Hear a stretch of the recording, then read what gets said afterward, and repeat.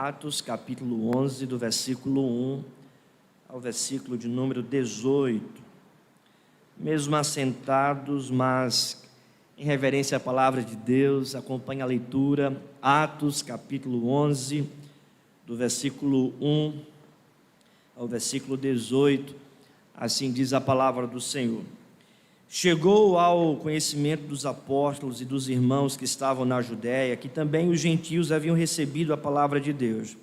Quando Pedro subiu a Jerusalém, os que eram da circuncisão o arguiram, dizendo: entraste em casa de homens incircuncisos e comeste com eles? Então Pedro passou a fazer-lhes uma exposição por ordem, dizendo: eu estava na cidade de Jope orando, e num êxtase tive uma visão, em que observei descer um objeto como se fosse um grande lençol, baixado do céu pelas quatro pontas e vindo até perto de mim. E fitando para dentro deles os olhos, vi quadrúpedes da terra, feras, répteis e aves do céu. Ouvi também uma voz que me dizia: louva-te, Pedro, ou melhor, levanta-te, Pedro, mata e come. Ao que eu respondi: de modo nenhum, Senhor, porque jamais entrou em minha boca qualquer coisa comum ou imunda. Segunda vez falou a voz do céu: ao que Deus purificou, não consideres comum. Isso sucedeu por 3 vezes, e de novo tudo se recolheu para o céu. E eis que na mesma hora pararam junto à casa em que estávamos 3 homens enviados de Cesareia para se encontrarem comigo. Então o Espírito me disse que eu fosse com eles sem hesitar. Foram comigo também estes 6 irmãos e entramos na casa daquele homem. E ele nos contou como vira o anjo em pé em sua casa e que lhe dissera: envia a Jope e manda chamar Simão, por sobrenome Pedro, o qual te dirá palavras mediante as quais serás salvo, tu e toda a tua casa. Versículo 15.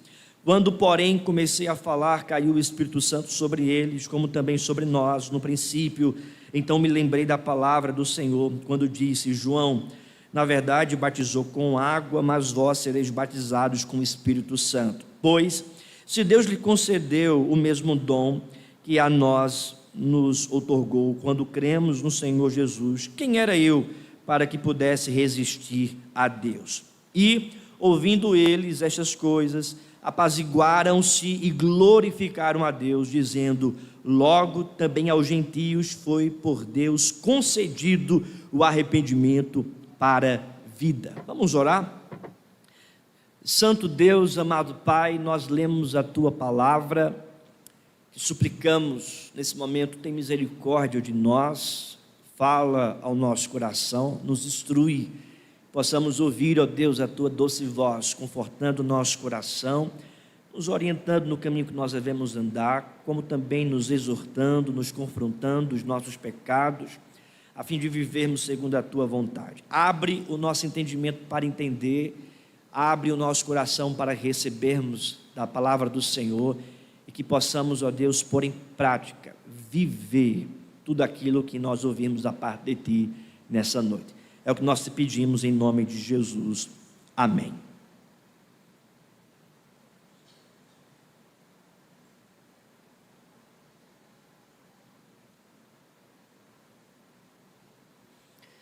Meus irmãos, existem alguns fatores que podem impedir o crescimento de uma igreja, que podem impedir a plantação de uma igreja, que podem impedir da igreja alargar as suas fronteiras e crescer de modo saudável. Desobediência à ordem de pregar é um dos impedimentos que podem de fato impedir o crescimento da igreja. A desobediência, divisão no meio do povo, infidelidade às verdades do evangelho, críticas sem fundamento bíblico, antipatia, preconceitos, nacionalismo, entre outras questões.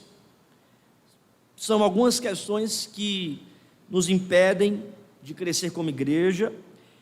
Foram algumas questões levantadas também aqui no capítulo 11, e que, sem sombra de dúvida, todos esses impedimentos foram aqui no capítulo 11 de Atos tratados pelas intervenções de Deus. Deus então está intervindo poderosamente no meio do seu povo, aqui em Atos capítulo 11, impedindo todos os atrapalhos que fazem a igreja crescer de modo saudável. Sem sombra de dúvida, esse assunto é muito importante para nós como igreja aqui no bairro Universitário. Nós queremos crescer de modo bíblico e saudável.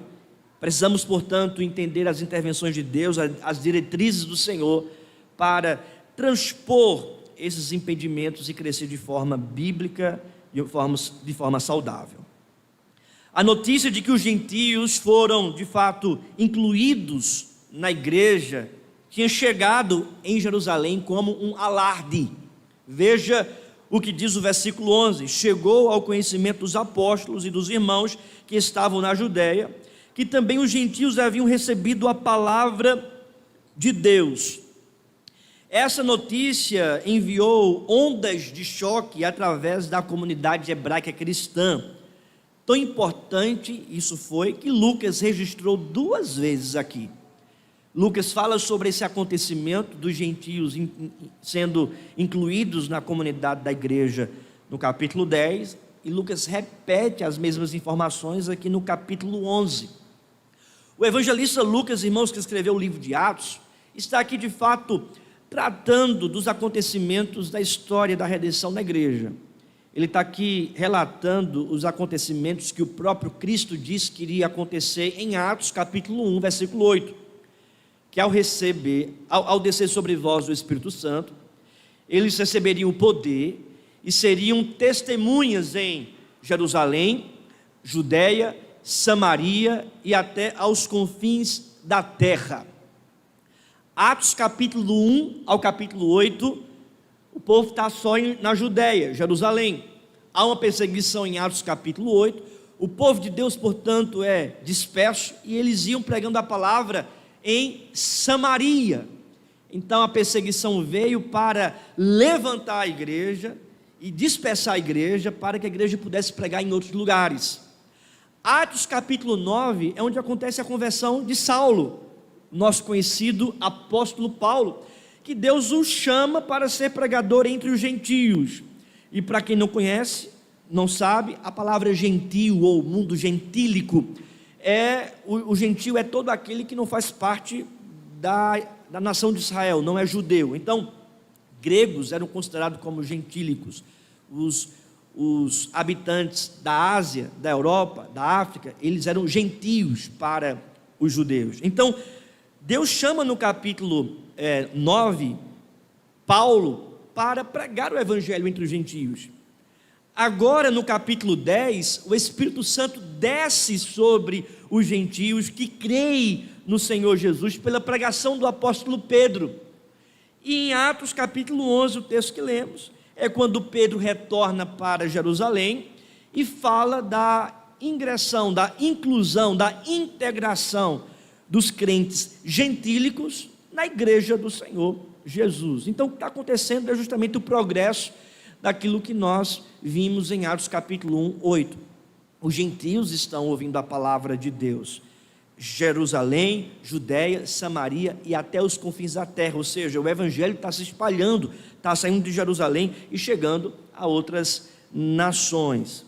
O grande problema aqui é que quando os crentes lá de Jerusalém tomam conhecimento que os gentios estão crendo também e estão fazendo parte da igreja, eles passam a ter um certo preconceito. Tanto é que no versículo 2, veja o que diz o texto: quando Pedro subiu a Jerusalém, os que eram da circuncisão, ou seja, que eram judeus, crentes, mas de cultura judaica, os que eram da circuncisão o arguiram dizendo, versículo 3, entraste em casa de homens incircuncisos e comeste com eles. Então perceba o preconceito aqui dos crentes de Jerusalém, dizendo para Pedro: Pedro, você foi até Samaria, foi para Cesareia, pregou o evangelho para quem não é da circuncisão, gente que é incircuncisa.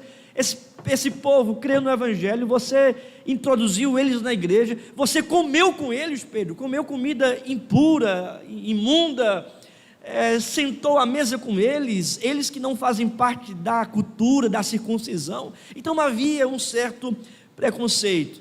E meus irmãos, em vez de entrar em uma repreensão aquecida de debates e prejuízos, Pedro simplesmente narrou os acontecimentos notáveis que levam à conversão dos gentios.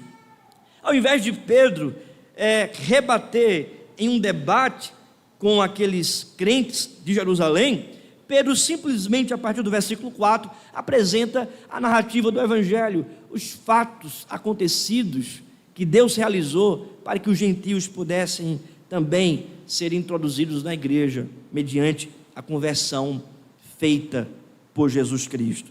Há, portanto, aqui, irmãos, as intervenções de Deus apresentadas pelo apóstolo Pedro. Veja o que diz o versículo 4, Atos 11, versículo 4. Então, Pedro passou a fazer-lhe uma exposição por ordem, dizendo, e então do versículo 5 até o versículo 17, Pedro está apresentando as intervenções de Deus para a inclusão dos gentios que creem no Senhor Jesus, apresentando assim o crescimento da igreja. A igreja não ficando apenas entre os judeus cristãos, mas a igreja também se espalhando e crescendo entre os gentios cristãos.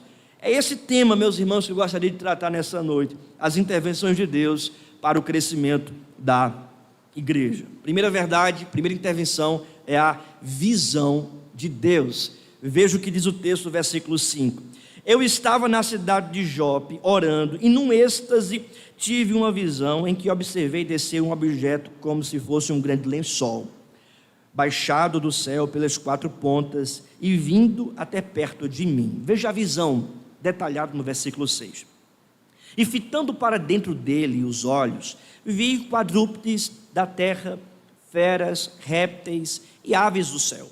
Ouvi também uma voz que me dizia: levanta-te, Pedro, mata e come. Ao que eu respondi: de modo nenhum, Senhor, porque jamais entrou em minha boca qualquer coisa comum ou imunda. Segunda vez falou a voz do céu: ao que Deus purificou, não consideres comum. Isto sucedeu por 3 vezes, e de novo tudo se recolheu para o céu. E eis que na mesma hora pararam junto à casa em que estavam 3 homens enviados de Cesareia para se encontrarem comigo.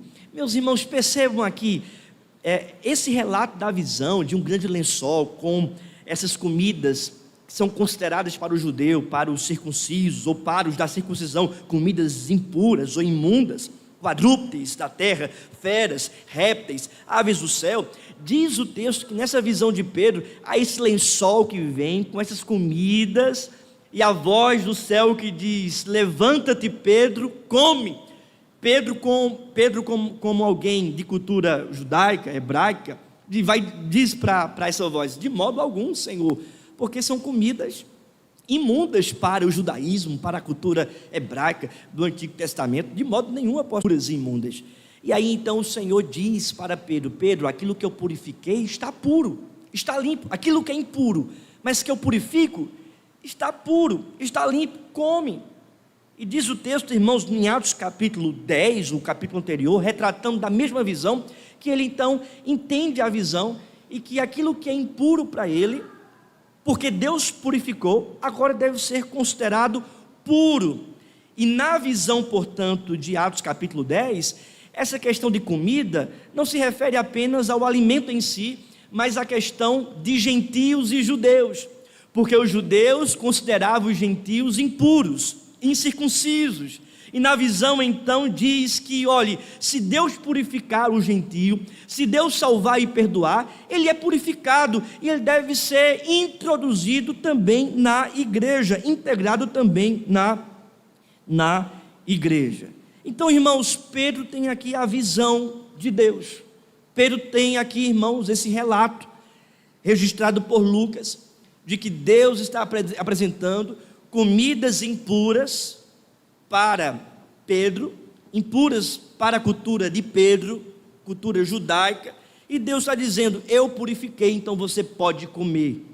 E aí então Pedro entende essa verdade, entende esse conceito, por causa da visão de Deus. Essa visão, irmãos, que foi dada para Pedro e que também é dada para nós através da revelação. A visão de Deus, a revelação de Deus registrada nas Sagradas Escrituras deve ser fundamento para a nossa vida, deve ser regra de fé e prática. Aquilo que para Pedro era abominável e impuro, diante da revelação de Deus, mudou. A revelação de Deus, a visão de Deus mudou, a percepção de Pedro mudou, as concepções de impureza para Pedro mudou e transformou, os preconceitos que Pedro tinha em relação à cultura gentílica, porque ele era de cultura judaica, ou seja, a revelação de Deus mudou a cosmovisão de Pedro, a maneira dele enxergar o mundo. Da mesma forma, meus irmãos, a visão de Deus, isto é, a palavra de Deus, a revelação de Deus, deve mudar as nossas perspectivas, deve alterar a nossa maneira de enxergar a vida, deve nortear a nossa prática, deve estabelecer fundamento para vivermos como Ele quer. Isso está fundamentado unicamente na palavra de Deus, na revelação. Por que Pedro comeu aquelas comidas que para a cultura dele eram impuras? Porque foi dado a ele a visão de Deus. Deus, portanto, nos dá da sua revelação, na sua palavra. Isso deve mudar muitas coisas da nossa cultura, do nosso pensamento, do nosso coração, porque a palavra de Deus, irmãos, é a nossa única regra de fé e prática. Segunda verdade, querido, é que é apresentado aqui a ordem de Deus. A primeira intervenção para o crescimento da igreja é a visão dada por Deus, e a segunda intervenção é a ordem de Deus, porque veja o que diz o texto, versículo de número 12: então o Espírito me disse que eu fosse com eles sem hesitar. Vamos ler juntos esse versículo 12 em uma só voz, vamos lá. Então o Espírito me disse que eu fosse com eles sem hesitar. Foram comigo também estes 6 irmãos, e entramos na casa daquele homem. Há uma ordenança do Senhor aqui para Pedro. O texto é claro, e Lucas aqui, irmãos, é bastante claro ao afirmar: então o Espírito me disse que eu fosse com eles. Há uma ordenança, portanto, de Deus para Pedro, dizendo que ele deveria ir até a casa de Cornélio, ele deveria ir até a cidade de Cesareia. Ele estava em Jope, deveria ir, portanto, à cidade de Cesareia, para falar das verdades do Senhor, o Evangelho de Deus, para Cornélio, que era um gentio, que não era judeu, que era alguém considerado impuro para os crentes de Jerusalém, por ele ser gentio. Diz o texto, irmãos, então, que ele recebe essa ordenança do Espírito para obedecer, acompanhando aqueles homens, indo até a casa de Cornélio. Interessante que, olhando para o relato de Atos capítulo 10, que retrata da mesma situação, diz o texto que Cornélio recebeu a visita de um anjo, lá na sua casa em Cesareia, e então ele deveria enviar os seus servos até a cidade de Jope, procurar por um homem chamado Simão, por sobrenome Pedro, e deveria então chamar ele para a sua casa, porque ele iria anunciar algumas palavras para a salvação dele, de Cornélio, e de toda a sua casa. Ao mesmo tempo, Pedro estava tendo a visão daquele lençol com comidas impuras, répteis, aves do céu, que Deus está purificando, que ele deveria então comer, porque aquilo que Deus considera impuro, mas que purifica, se torna puro. E ao mesmo tempo Deus estava dizendo para Pedro: olhe, eu vou enviar você para os gentios, e você também vai pregar o Evangelho, a minha palavra, para Cornélio lá em Cesareia. É por isso que Deus fala através do Espírito para Pedro: vai e segue esses homens aonde esses homens te levarem, ou seja, a casa de Cornélio. Deus estava trabalhando tanto em Cornélio, em Cesareia, como também em Pedro, em Jope. Ou seja, há uma ordenança aqui de Deus, que Pedro deveria então ir para Cesareia, entrar na casa daquele homem e pregar o evangelho para Cornélio, lá na cidade de Cesareia. Deus mesmo, que trabalhou no coração de Cornélio em Cesareia, estava trabalhando no coração de Pedro em Jope. Quando Pedro acabou de ter a visão, os mensageiros de Cornélio chegam e o Espírito Santo de Deus diz para Pedro: vai, segue esses homens e prega o evangelho. A pregação do evangelho aos gentios era uma ordenança divina. A ordem não devia ser questionada ou adiada, mas obedecida imediatamente. Veja o que diz o texto, versículo 13: e ele nos contou como vira o anjo em pé em sua casa, e lhe dissera: envia a Jope e manda chamar Simão, por sobrenome Pedro. 14: o qual te dirá palavras mediante as quais serás salvos tu e toda a tua casa. Ou seja, o anjo falou para Cornélio: olha, vai chegar um homem chamado Pedro, ele vai te dizer palavras, o evangelho, que você será salvo. Pedro ainda toma cuidado de levar 6 judeus que estavam com ele em Jope para testemunhar os acontecimentos na casa de Cornélio, porque veja o que diz o texto, versículo 12: o Espírito me disse que fossem com ele sem hesitar. Foram comigo também estes 6 irmãos, e entramos na casa daquele homem. 6 irmãos com Pedro 7, e aqui é um ponto muito interessante, é significativo, porque segundo o costume daquela época, eram necessárias 7 pessoas para provar completamente um fato. E na lei romana eram necessárias 7 selos para autenticar um documento realmente importante, como um testamento. Ou seja, o fato de Pedro ir até a casa de Cornélio, pregar o evangelho, juntamente com 6 homens, fazendo assim a consideração que eram 7 judeus cristãos ali, ou seja, era uma prova documental, uma prova histórica, uma prova para a igreja, uma evidência do que Deus iria fazer entre os gentios ali, começando por Cornélio. Um outro ponto importante, irmãos, é que essa ordem foi uma ordem com uma finalidade bem clara, de pregar a palavra, falar coisas que iam salvar a vida daquele homem. Então nós temos aqui a primeira intervenção de Deus, que é a visão dele, a segunda intervenção, que é a ordem dele, e a terceira intervenção, que é a preparação de Deus. Veja o que diz o versículo 13 ao 14: e ele nos contou como vira o anjo em pé em sua casa, e que lhe dissera: envia a Jope e manda chamar Simão, por sobrenome Pedro, o qual te dirá palavras mediante as quais serás salvos tu e toda a tua casa. O Senhor ordenou a Cornélio em Cesareia que mandasse buscar Pedro, e ordenou a Pedro: vai a Cesareia. Veja como Deus está preparando tudo. Deus foi em Cornélio, disse: olha, envia teus homens para chamar Pedro, ele vai te dizer palavras de salvação. Por outro lado, Deus estava dizendo para Pedro: olha, vai chegar homens, vai com eles e prega palavras de salvação, o evangelho para Cornélio. Deus, irmãos, está preparando tudo. Deus está preparando aqueles que serão salvos. Deus está preparando aqueles que vão ouvir o evangelho.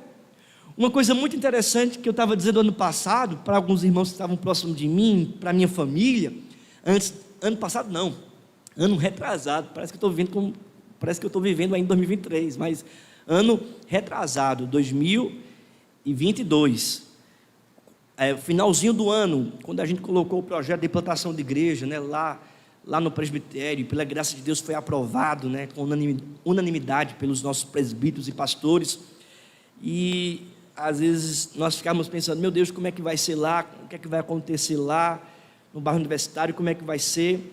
E dentro de mim, não sei porquê, a gente conversando, e eu sempre dizia, e uns irmãos também diziam para mim: pastor, Deus já está lá, a gente só vai lá próximo ano, mas Deus já está lá. Eu só vou lá próximo ano, pensando em 2022, né? Só vou começar o trabalho de plantação em 2023, janeiro de 2023, mas antes de chegar a janeiro de 2023, em dezembro de 2022, eu já dizia: Deus já está lá, preparando. Queridos, nós chegamos aqui em janeiro do ano passado, fazendo os trabalhos de evangelização, de culto nos lares. Quando a gente chegou para fazer a inauguração aqui no primeiro domingo de março, A igreja já estava cheia de gente preparada por Deus para ouvir o Evangelho. Antes mesmo de fazermos a inauguração, no domingo anterior, último domingo de fevereiro, fizemos um culto aqui, apenas com um grupo base, com alguns irmãos que Deus já estava chamando para essa obra, com irmãos que Deus já estava convertendo nos cultos, nos lares, e a gente fez esse culto aqui sem divulgar. No domingo anterior, e meus irmãos, nesse domingo a igreja já estava cheia, porque as pessoas estavam sabendo, muitos estavam ouvindo, circulando, vai ser plantada uma igreja presbiteriana, e a gente chegou aqui, a igreja estava cheia de pessoas sedentas pelo Evangelho. É Deus preparando o terreno, o campo. Foi isso que ele fez aqui em Atos capítulo 11, ele preparou Cornélio em Cesareia, preparou Pedro em Jope e disse: Pedro, vai para Cesareia, porque tem um povo lá sedento pelo Evangelho. Deus tem preparado você, meu irmão.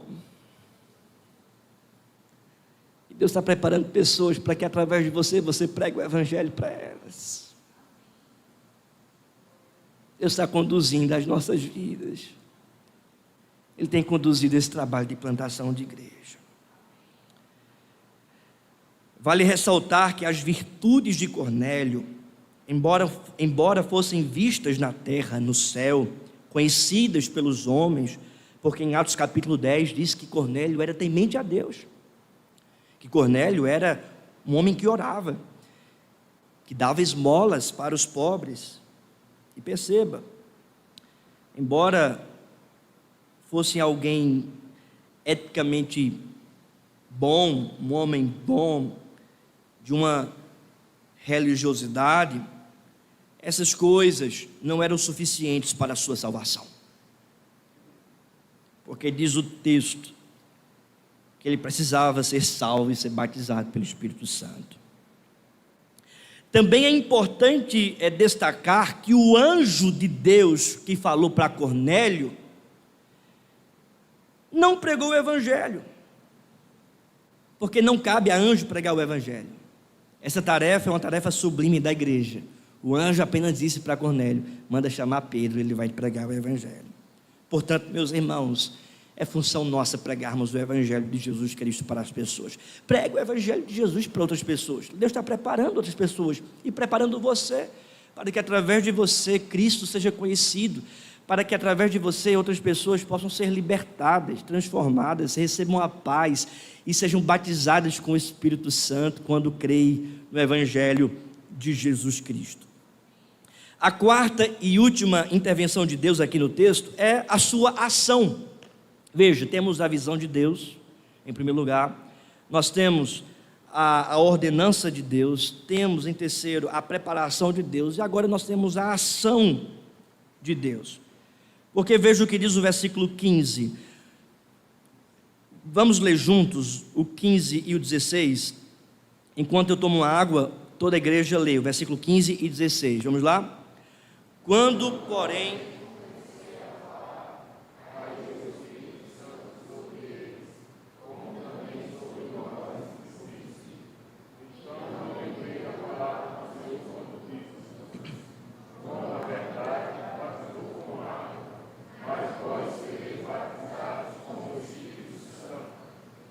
Pedro estava pregando na casa de Cornélio. Enquanto ele pregava, o Espírito Santo desceu sobre aqueles homens. A mesma experiência vivida em Pentecostes é também vivida aqui em seus termos em Cesareia, na casa de Cornélio. O que acontecera com os judeus lá em Jerusalém está agora acontecendo com os gentios em Cesareia. O batismo do Espírito Santo aqui é simultâneo com a salvação de Cornélio, porque veja o que diz o texto: quando porém comecei a falar, caiu o Espírito Santo sobre eles, como também sobre nós no princípio. Versículo 17: pois se Deus lhe concedeu o mesmo dom que a nós nos outorgou quando cremos no Senhor Jesus. Veja, o Espírito Santo é derramado no momento em que cremos no Senhor Jesus. Se Deus nos concedeu o dom do Espírito quando cremos, então aqui é importante: o batismo com o Espírito Santo acontece simultaneamente em nossa conversão. A palavra de Deus diz em Efésios capítulo 1, versículo 11 e 12, que Paulo diz que quando cremos é que fomos então selados com o Espírito Santo. O Espírito Santo não é uma bênção posterior, não é uma segunda bênção com o Espírito Santo, ou um segundo batismo com o Espírito Santo, como pregam algumas outras tradições teológicas. No entanto, nós cremos aqui, irmãos, firmados na palavra de Deus, que o Espírito Santo atinge o coração de Cornélio, especificamente quando ele crê. Quando ele crê, simultaneamente quando ele crê. O reverendo Augusto Nicodemos, tratando sobre esse assunto, ele diz que o batismo do Espírito Santo se dá quando o pecador se arrepende e crê nos seus pecados. O reverendo Hernando Dias Lopes, comentando esse texto, tratando sobre o assunto do batismo com o Espírito Santo, ele diz que não existe uma segunda bênção com o Espírito Santo, mas existe uma primeira bênção na conversão. John Stott, comentando esse texto, ele afirma: o batismo na água não podia ser negado àqueles convertidos gentios, pois Deus não podia ser proibido de fazer o que fez, isto é, batizá-los no Espírito em suas conversões. O argumento era irrefutável. Pedro fora confrontado com um fato divino consumado. Certamente conceder o batismo cristão a um gentio incircunciso era um passo ousado, inovador para os crentes de Jerusalém, mas recusá-lo seria obstruir o caminho de Deus. Por quê? Porque o caminho de Deus, Deus já estava chamando gentios à comunidade cristã. Nós percebemos, portanto, aqui, irmãos, gentios, crentes no Senhor, sendo batizados com o Espírito Santo. A salvação dos gentios é evidenciada pelo derramamento do Espírito Santo. Então, o relato de Pedro para aqueles da circuncisão em Jerusalém, porque Pedro estava comendo com eles e estava integrando eles na comunidade cristã, o relato de Pedro é este. Pedro relata o Evangelho, os acontecimentos que aconteceram. Pedro diz para aqueles da circuncisão: eu tive uma visão de Deus, uma revelação. Eles fazem parte também, Deus purifica impuros. Eu tive também uma ordenança, eu deveria ir pregar a palavra de Deus. Tive também a percepção da preparação do Senhor, Deus me preparou e preparou também Cornélio em sua casa. E também nós tivemos a ação do Senhor, o Espírito Santo desceu, Deus converteu o coração, Deus agiu. A nossa função é pregar. Quem muda, quem transforma é o Espírito Santo. Eu gostaria, portanto, de concluir esse sermão mostrando o resultado glorioso, porque veja o que diz o versículo 18. E ouvindo eles essas coisas, apaziguaram-se e glorificaram a Deus, dizendo: logo também aos gentios foi por Deus concedido o arrependimento para a vida. O relato foi glorioso.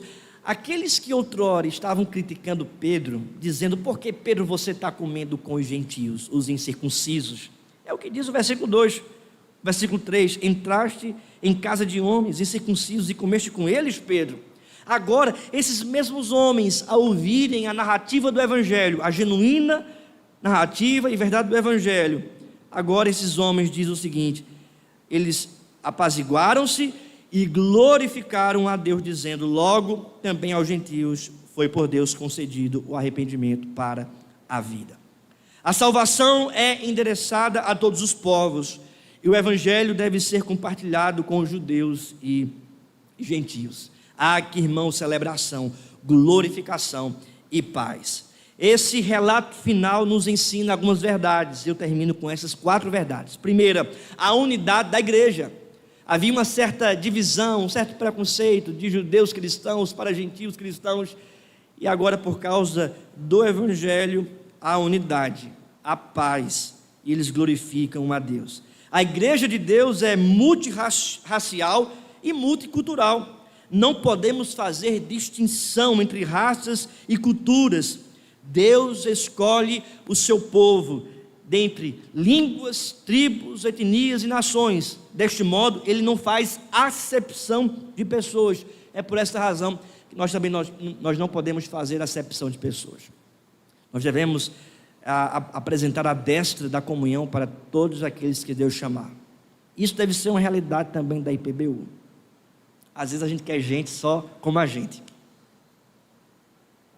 mas a gente deve abraçar a todos que foram verdadeiramente transformados pelo Senhor, em detrimento de cultura, de língua, de etnia, de jeito. Nós devemos ter paz com todos. É a unidade da igreja. Essa unidade vai nos orientar também a não sermos preconceituosos, críticos, sem fundamentação bíblica. Veja, aqueles crentes estavam dizendo: tu, Pedro, comendo com incircuncisos. Veja a crítica.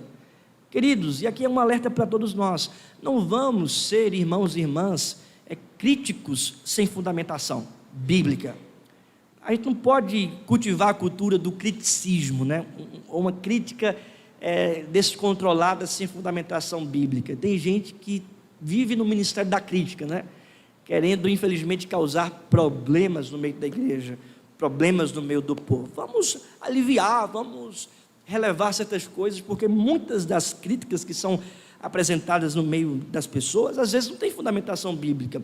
Graças a Deus aqui, irmãos, que não vejo isso entre os irmãos. Isso é apenas um antídoto para permanecermos em paz e em unidade, porque aqueles que estavam outrora criticando, após entenderem os acontecimentos do Evangelho, estão agora glorificando a Deus. A segunda verdade é acerca da dádiva do Espírito Santo. O Espírito é concedido àqueles que se arrependem.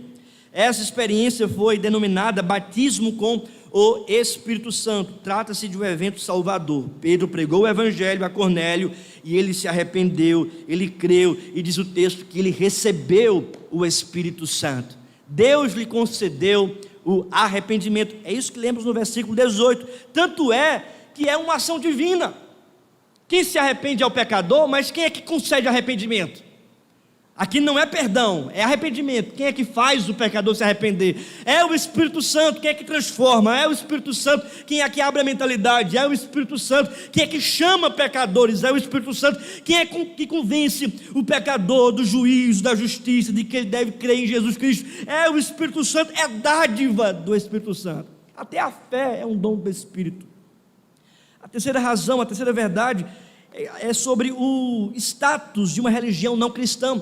Porque diz o texto em Atos capítulo 10 que Cornélio era alguém temente a Deus, simpatizante da fé cristã, até orava, mas não era salvo, porque a salvação só acontece pela pregação do Evangelho quando o pecador se arrepende e crê em Jesus Cristo. Então, uma pessoa pode ser sim, eticamente louvável entre os homens, eticamente respeitada, religiosa, com ações religiosas, com práticas religiosas, mas não ser ainda convertido, porque a conversão só acontece no momento em que o pecador se arrepende dos seus pecados e crê em Jesus Cristo pela instrumentalização do Espírito Santo. E a quarta e última verdade, meus irmãos, é o poder do Evangelho. Se compararmos a conversão de Saulo com a conversão de Cornélio, veremos que um era judeu e o outro gentio. Quanto à cultura, Saulo era erudito e Cornélio um soldado. Quanto à religião, Saulo era um fariseu e Cornélio um simpatizante, né, da fé. Homens diferentes, culturas diferentes, mas que foram transformados pelo poder do Evangelho. Ambos foram salvos graciosamente pela palavra de Deus, pelo poder do Evangelho. Esse Evangelho, que é um testemunho do poder de Deus e um testemunho imparcial da graça do Senhor para pecadores.